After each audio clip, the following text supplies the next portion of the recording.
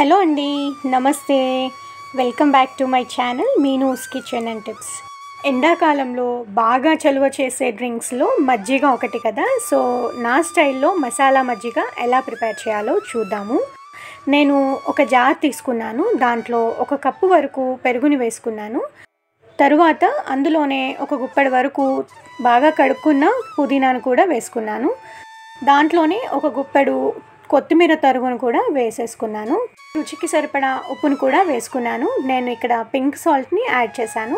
కావాలంటే normal salt కూడా వేసేసుకోవచ్చు. తర్వాత దీంట్లోనే 1 పావు టీ స్పూన్ వరకు జీరా పొడిని, 1 సగం చెక్క వరకు నిమ్మరసాన్ని కూడా దీంట్లో వేసేసుకుంటున్నాను.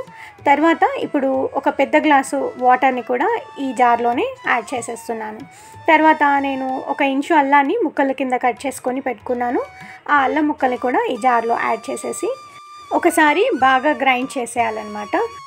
దీంట్లో మనం వేసిన పుదీనా, కొత్తిమీర, అల్లం తురుము బాగా గ్రైండ్ అయిపోవాలి. ఇప్పుడు తీసి చూపిస్తున్నాను. ఈ విధంగా ఉండాలి. పిల్లలకి కొంచెం ఆకుల్లాగా ఉండకూడదంటే వడియపోసి ఇచ్చేయండి.